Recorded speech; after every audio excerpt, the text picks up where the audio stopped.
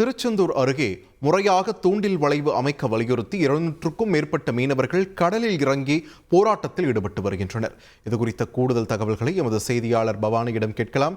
பவானி, வணக்கம். தற்பொழுது போராட்டத்தில் ஈடுபட்டிருக்கக்கூடிய மீனவர்களிடம் பேச யாரேனும் அதிகாரிகள் வந்திருக்கிறார்களா? அங்குள்ள சூழல் என்ன? நிச்சயமாக, அதாவது திருச்செந்தூர் அருகே இருக்கக்கூடிய அமீன் நகர் பகுதியில் தூண்டில் வளைவு பாலம் முறையாக அமைத்து தரக்கூடிய 200க்கும் மேற்பட்ட மீனவர்கள் பெண்கள் கடலில் இறங்கி தற்போது போராட்டத்தில் ஈடுபட்டு வருகின்றனர். அதாவது குறிப்பாக தூத்துக்குடி மாவட்டம் திருச்செந்தூர் பகுதியில் சுமார் 10க்கும் மேற்பட்ட மீனவ கிராமங்கள் இருந்து வருகின்றன. இந்த மீனவ கிராம மக்கள் தினம் கடலுக்கு சென்று மீன்பிடித்து தங்களது வாழ்வாதாரத்தை நடத்தி வருகின்றனர்.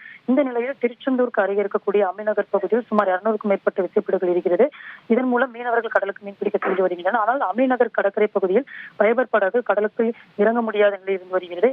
எனவே அமீநகர் பகுதியில் தூண்டில் வளைவு அமைக்க வேண்டும் என மீனவர்கள் கோரிக்கை விடுத்தனர். இதனையடுத்து ரூபாய் 58 கோடி மதிப்பீட்டில் தூண்டில் வளைவு படிச்சு முடிச்சுட்டு வேலையே இல்லைன்னு இனி கவலைப்படாதீங்க.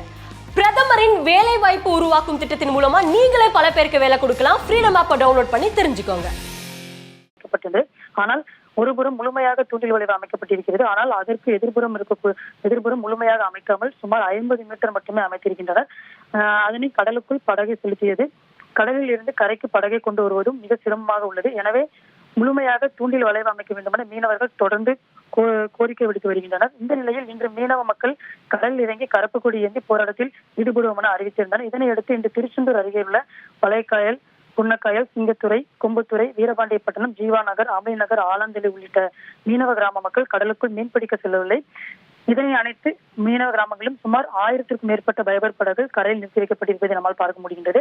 மேலும் அமீநகர் கடற்கரையில் 200க்கும் மேற்பட்ட மீனவர்கள் பெண்கள் கடலுக்குள் இறங்கி கையில் கருப்பு கொடியுடன் போராட்டத்தில் ஈடுபட்டு வருகின்றனர். அப்போது முழுமையாக தூண்டில் வளைவு அமைக்க வேண்டும் என வலியுறுத்தி கோஷங்கள் எழுப்பி வருகின்றன. இதனால் அங்கு மிகப்பெரிய பரபரப்பாக ஏற்படுகிறது. நன்றி பவானி, உங்களோட விரிவான தகவல்களுக்கு.